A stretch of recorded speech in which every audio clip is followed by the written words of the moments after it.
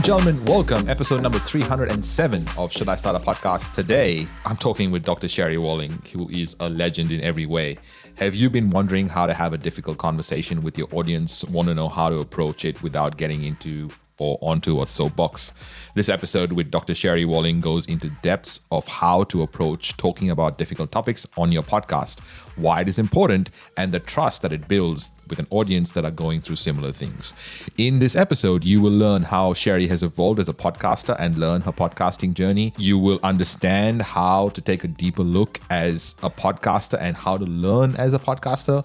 We answer a question about maturing through the modality of podcasting, rethink your creation as a podcaster by doing the reps and become an information disseminator. Hear us talk about how to present your information and when you are supposed to say nothing at all, especially when it comes to newsjacking, and how not to get involved in those things or using it for the right reasons. We talk in depth about covering topics that are taboo and that are hard to talk about. All this and more on this week's episode of Should I Start a Podcast? And make sure you listen all the way to the end, because I'll break down this episode to give you 3 small steps that you can execute right now to help you take this listening experience into an execution experience. Also, if you know a business owner that needs to hear an episode on why a podcast is the best business development tool, well, please share an episode with them. Pretty please. Enjoy the show. Indicator 1, this is launch control. Please advise when pre-flight checklist is complete. Indicator 1 to control. Pre-flight is complete. All indicators read green. This is Should I Start a Podcast? A show for business owners looking for tips, tricks, and ingenious hacks when it comes to growing a business using their podcast. This is your host, Ronsley. He's interviewed more than 1,400 people and has been listened to over 5 million times in 133 countries. A TED speaker, author, and a podcast purist who believes that we can use our voices to grow our business and our influence. You know, because every conversion in any business always happens in a conversation. And now, Ronsley.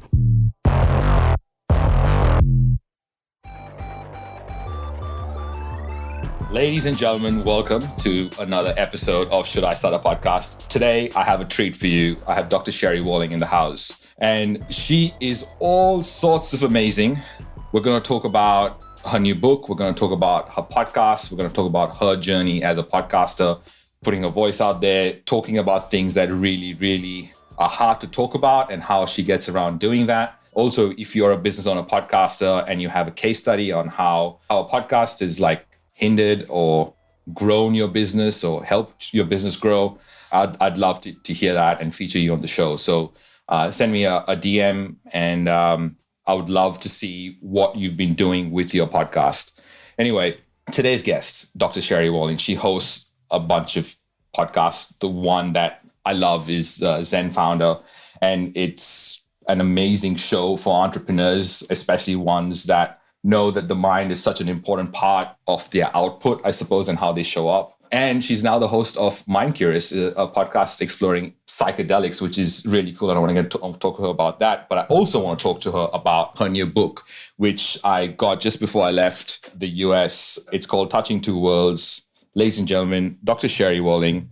How are you, Sherry? Hey, Ronsley, I am delighted to be in conversation with you. Thanks for having me. So cool. Thank you for indulging me in my experiments. I am constantly finding ways to have these conversations in situations that allows me to ask some questions that I don't know how it's going to start off before the conversation.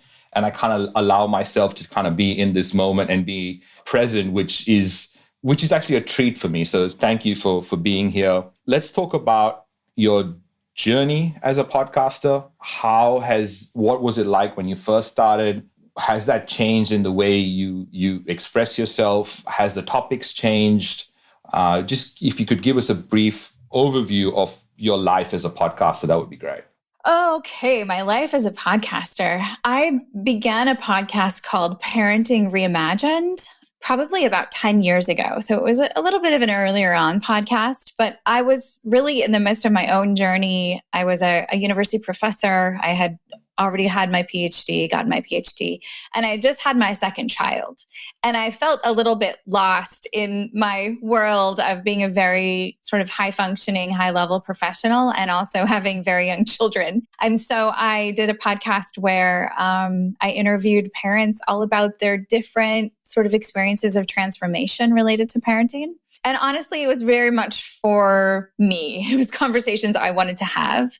But it really helped me to understand kind of the framework of podcasting. It was sort of a trial run, I should say. And then a few years later, I started the podcast called Zen Founder, which was really based in my perceived need for there to be more thoughtful conversations about mental health within the entrepreneurial community. So I originally started it with my husband, Rob, who was an entrepreneur. So he's the entrepreneur, tech entrepreneur, and I'm the clinical psychologist. And together we, exchange conversation around entrepreneurship and mental health. And that has been going strong for, I guess we're probably around 350 episodes these days. When you think of that journey as when you started off, how has Zen Founder changed since episode 1? Yeah, it changed a lot. I mean, one of the most practical changes is that it started as a conversation between my husband, Rob, and I with these sort of two different perspectives in dialogue. And I think we did that for about 100 episodes. And then I feel like I wanted to take the podcast in a different direction. And so he retired from the podcast and I took it on.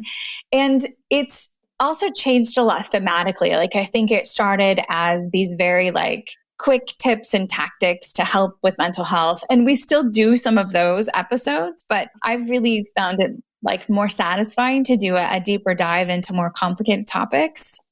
So I would say the themes of the podcast have matured over time.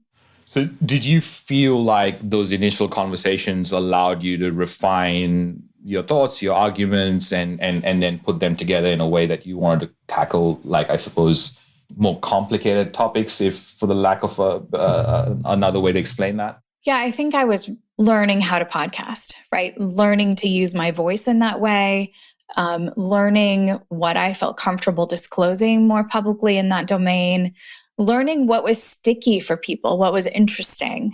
And so the whole process is a process of elimination and also a process of my own maturing with the modality. So let's talk about that maturing through the modality. I love how you put that, because I've been doing this for 10 years. That's crazy, because Facebook just reminded me that the other day. And I've seen a lot of, it's a very personal thing to put your voice out there. And this is something I'd love to chat with you about today, is when you do care about something, how do you remove all the other stuff to just get the reps in, so that you're kind of at least getting the reps in as opposed to getting it perfect all the time? And is there a way to kind of change perspective in those moments? There's this little video by Ira Glass, who's the host of one of my favorite radio shows, This American Life. And he, in this video, talks about how in the beginning, there's a gap between your taste as a creator and your ability as the creator. So for a while, you're going to just make a lot of stuff that's not as good as your taste, right? That you don't particularly love, because you're putting in the reps, as you say. And you're also going to spend a lot of time editing and tinkering and adjusting and trying to perfect. And that does get easier over time. I also think that for me, I came to the world of podcasting as an academic. I literally was a college professor.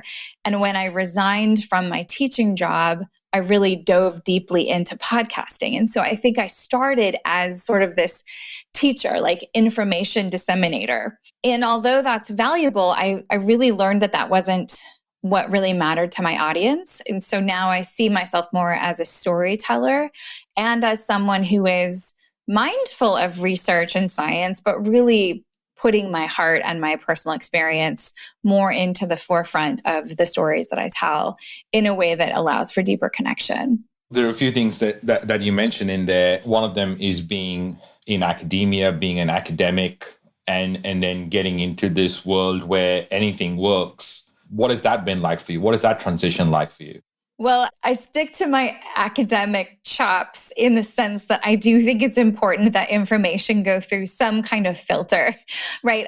One of the dangers of podcasting, one of the downsides is that anybody with a mic can become an influencer, or anybody with a microphone can be passed off as an expert. And sometimes that's really damaging. And so I think in my work, I do try to adhere to some of the techniques of science, which things like cite your sources and make sure that ideas that you're presenting you're presenting that maybe there's more than one way to think about it, or you're giving a sense of where that knowledge or research comes from. So that's still important to me as for an academic in recovery. And so it should be. I mean, that's the reason I asked, is because there is so much information out there. And I was back in India, in Goa, seeing my parents go through WhatsApp every morning with fake news that people have sent them, and getting worked up about it and not knowing the difference between what is real news and what has just been sent to them. So I feel like, you taught me something really amazing, and I don't know whether you even know that you did it. When Black Lives Matter happened, I asked you about whether you had any thoughts on what you wanted to say about it. And I think you said to me, there's sometimes that you're not supposed to say anything and you're just supposed to just sit and listen. I think you just said that in passing, but I really took that on, because I feel like in today's world, when something happens, it's almost like a knee-jerk reaction that we've got to respond in some way. And sometimes we just don't need to respond. And I wonder whether that happens to you, and when was the last time that happened? I really relate to that weight of feeling like maybe because you've been public about a certain topic, that anything subsequent to that topic, you feel like you have to weigh in on. But I do think there's wisdom in making sure you're only speaking when you really have something thoughtful to say, like not just chiming in unless your contribution is something that you're proud of and that's meaningful to you. I'm really thoughtful about that. I think so as a mental health practitioner, whenever there's someone dies by suicide or by overdose in the news, I think people will sometimes be like, are you going to say anything, or are you going to comment on that? And I mean, often these are individual lives lost in a very tragic way. And I don't know the humans. Like I don't have some wonderful insight into why a particular rock star may have died in a certain way.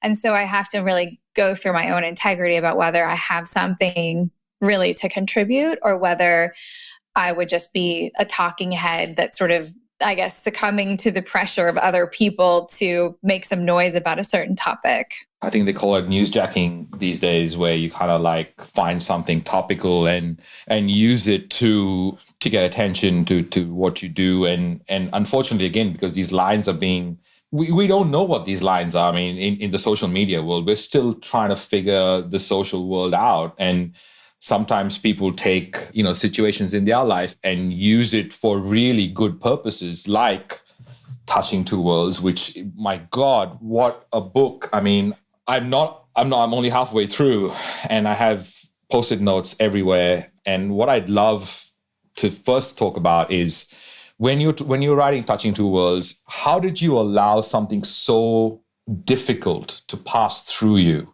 Like, how did you not let the weight of what you were going through, which is really outlined, and I can feel what you were going through when I read it. How did you let that not get in the way, and how did you let that come through you, and what was your process of expression like?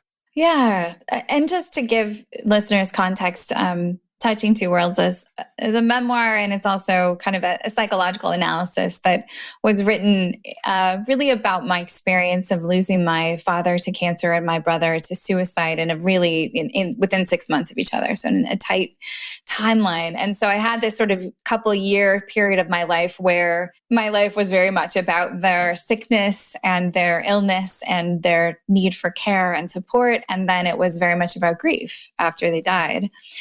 And Ronsley, the honest truth is that this book was a book that wanted to be written, and I was kind of like the vessel.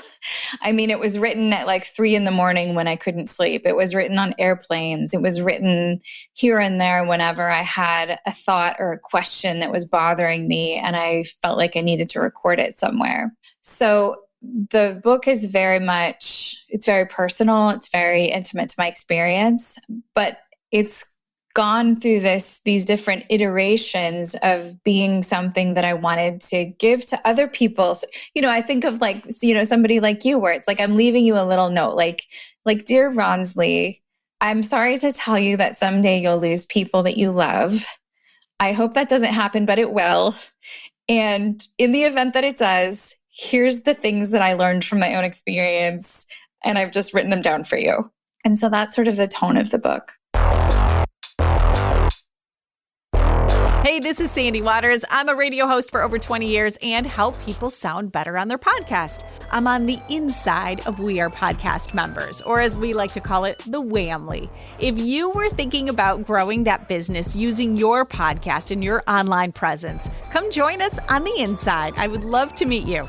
James and Ronsley, they coach us to get those recurring results in our business. If you want that roadmap, which we all follow to get those recurring results, you can download it at roadmap.wearepodcast.com. Now, here's Ronsley. It's so beautifully written. I mean, it's like nothing I've read before in terms of how it's presented and how you've managed to present some of the topics in here. How did you organize these thoughts, or were they just random at the start, and then later when there was stuff coming together, that's when you started to organize them? What was that process like?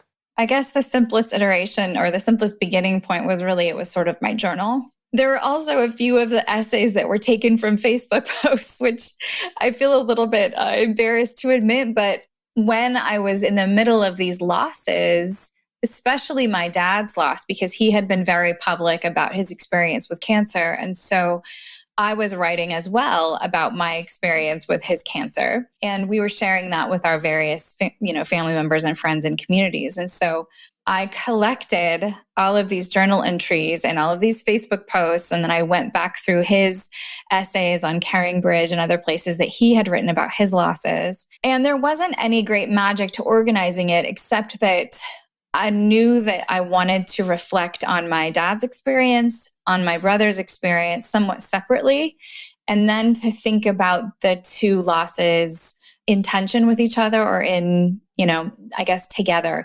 A lot of people experience what we call like cumulative loss, where they've lost one or more people, especially in light of the pandemic. A lot of people experience multiple losses, and I wanted to speak to that unique experience as well. Yeah, I mean, I lost my grandmom through COVID, 2 days, and she passed on. And this particular grandmother has been dying for over 20 years. Every time we see her, she's like, "Hey, this is the last time," and we're like, "No, you'll be fine." And the hardest part about that, I suppose, is the unique situation that you were talking about, and just to sort of give that a little bit of a voice at this moment. She's been dying for 20 years, so she's prepared. She had a bag of what she wanted to be buried in and all this kind of stuff.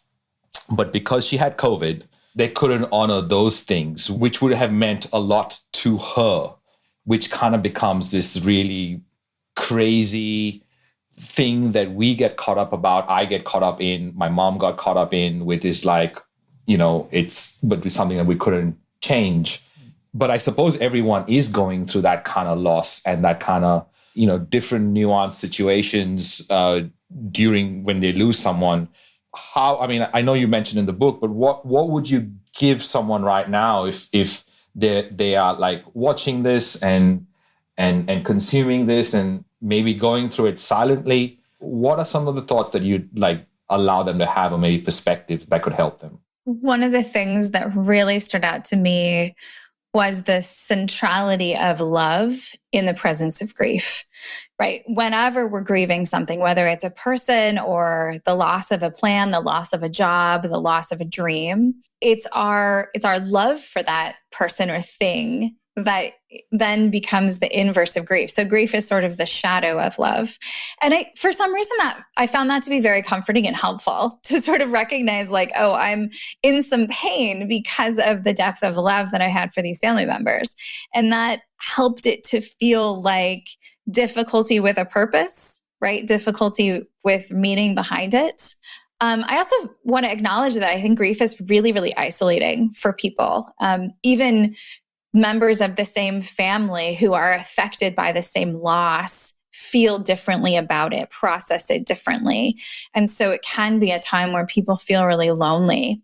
And I want to acknowledge that because I think it's sort of normal, and it can be a time of going very internal, kind of like a dark night of the soul, which is not pleasant to be in, but can have this transformational power if you listen to it, if you lean into it, if you sort of curiously notice what's there. You know what? One of the first chapters in your book, I love this exercise about taking a moment to write down the timeline of your grief. I thought that was just absolutely brilliant because it does, I mean, I majored in psychology, so I get some of the things that are happening in that exercise because it gets you out of your head in that vicious circle of what you make up, right? And just having it down as a timeline in facts is so powerful. Yeah, it sort of takes it from being right in here and you can look at it out on the page in front of you. I also think for most of us, it gives an appreciation for like, wow, I've been through some things. Like, even this in the loss of your grandmother, like, there was a phone call, there was a day of waiting, there was many conversations with family members about what to do. And, and all of those pieces actually matter to how you feel about the story, not just the simple one line of like, my grandmother died of COVID. So appreciating the nuance and the complexity, I think, can create some self-compassion. It's not about wallowing by any means, but it's about honoring the story. Yeah, and just looking at the facts for what they are. I mean, I thought that was truly amazing, truly inspired. And for everyone listening, I recommend the chapter on how to talk to grieving people. It's only 6 pages long, and it is absolutely worth every word in here because a lot of us go through grief and we don't know how to deal with it when someone else is going through it.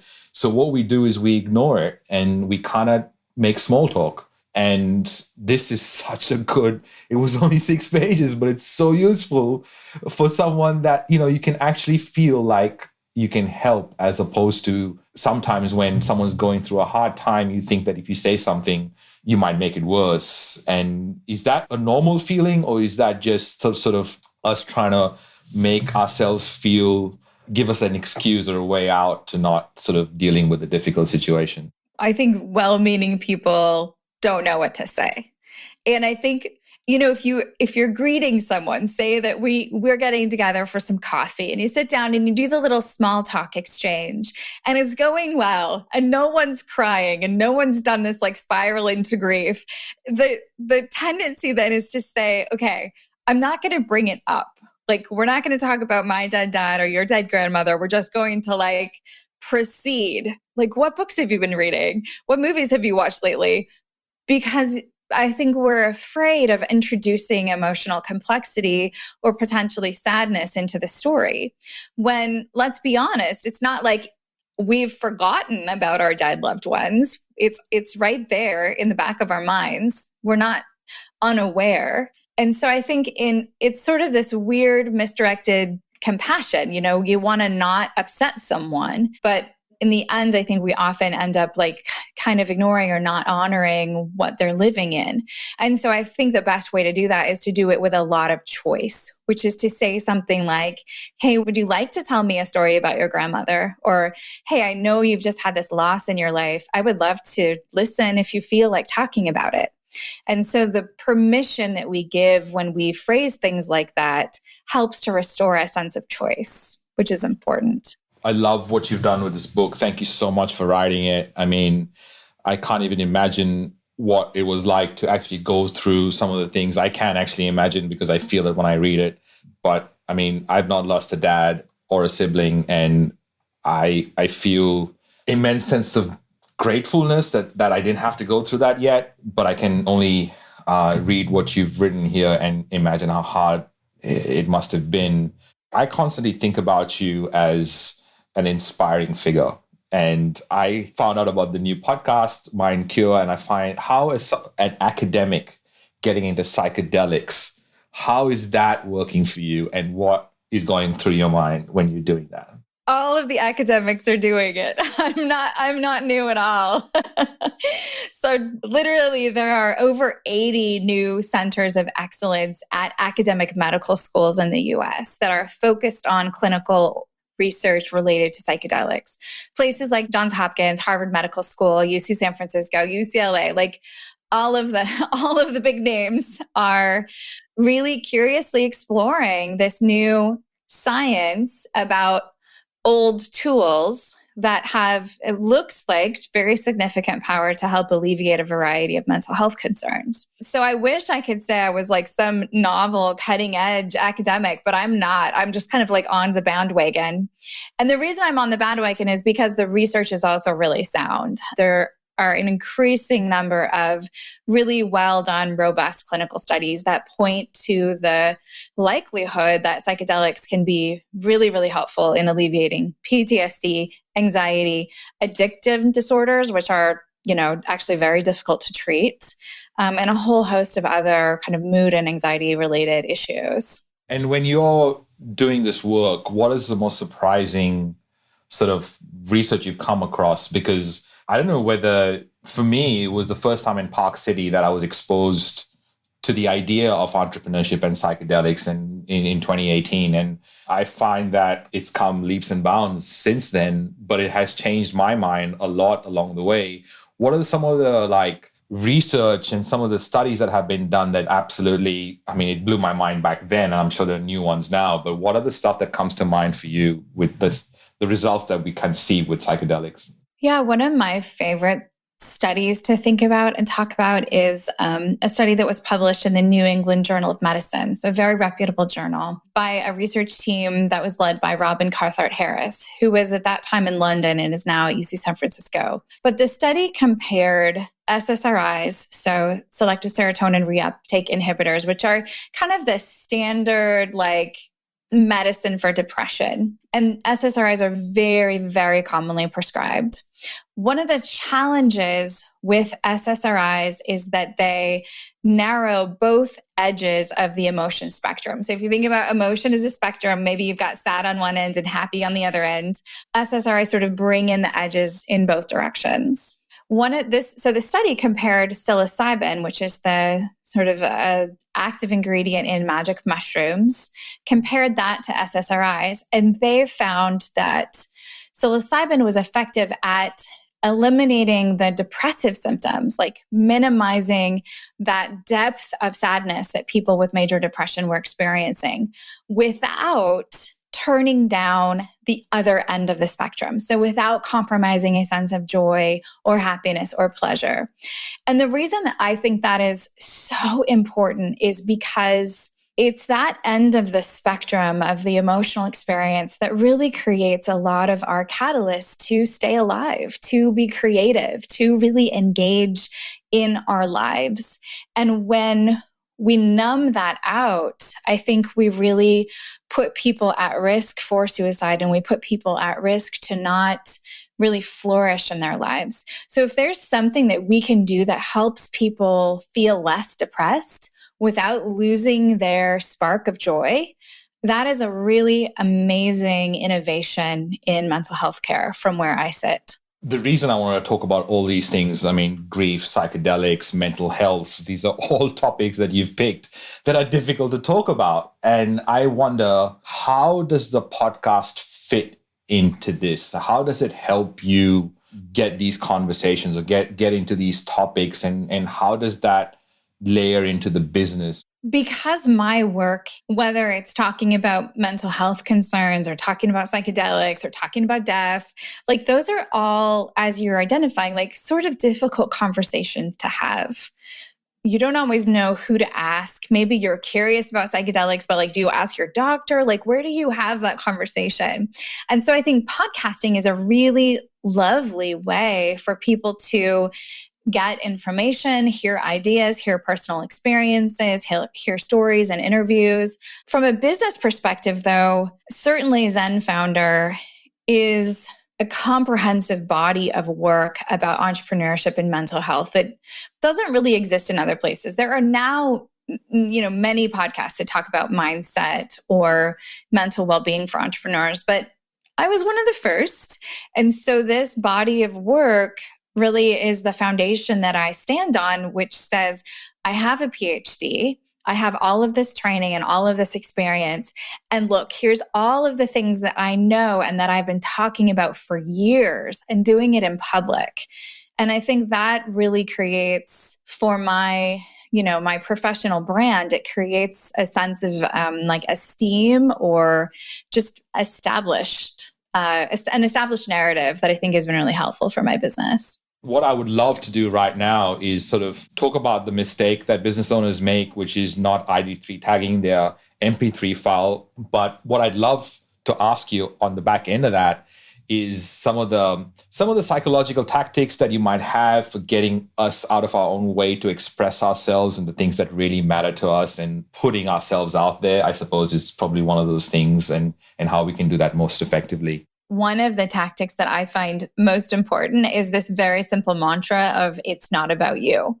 And when you are, I know this one works for you too, Ronsley. We talked about it with your TED Talk. But I know that when you are in your own head, it's not often the place that's most helpful to you. So I think about someone, an individual human that I want to talk to about this idea that I have. Maybe it's a client who's struggling with a problem. Maybe it's a family member who's having a difficult time. And I really envision that human in my head. And I imagine talking to them when I jump on the mic, so that it isn't really about me. It's about the service and the insights and the support that I provide to other people. And I think that helps me get out of my way enough to just sit down and do the work. What kind of tips do you have for someone that is new to the world of podcasting and just starting out? The freedom to be creatively who you are. And if you can find your little joyful part of it, amazing. If it's not joyful for you, then I would probably spend your time doing something else. I would love to ask you where people can find you. Where would you like people to connect with you? So you can find, I'm easy to find on the internet. I'm at Sherry Walling on Twitter and Instagram. And my new book is called Touching Two Worlds, and I have touchingtwoworlds.com, which has some cool videos and just background story about that book. I have another book called The Entrepreneur's Guide to Keeping Your Shit Together. And then, of course, the podcast Zen Founder. I love your work. I love you as a person and the way you show up. And thank you for constantly being a mentor to me, even though you don't really realize you are. Thank you for all the work you do. And thank you for indulging me in this experiment and having you on my show. Thank you. How amazing is Dr. Sherry Walling? If you haven't checked out episode number 2 of Psychology of Entrepreneurship, you'll hear the lovely Dr. Sherry Walling talking about the psychology of the decision making that we go through as entrepreneurs. And now that you've listened to this episode, here are 3 small steps that will help you take or turn grief or an event of grief into a gift that your audience love. Number 1, journal. Keep track of things in real time. Like, what are the facts? Make sure that you're taking the facts down, because we distort the truth, especially when we're hurting.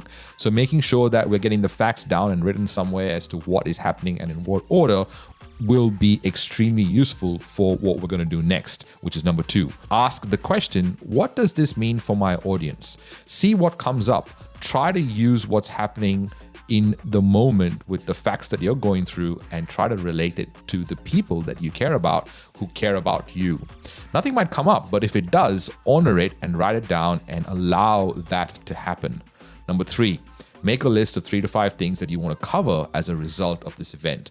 Make a list of things that you want to talk about as a result of first tracking the facts, then asking the question what does it mean for your audience, and then finally figuring out what you want to cover as a result of going through that.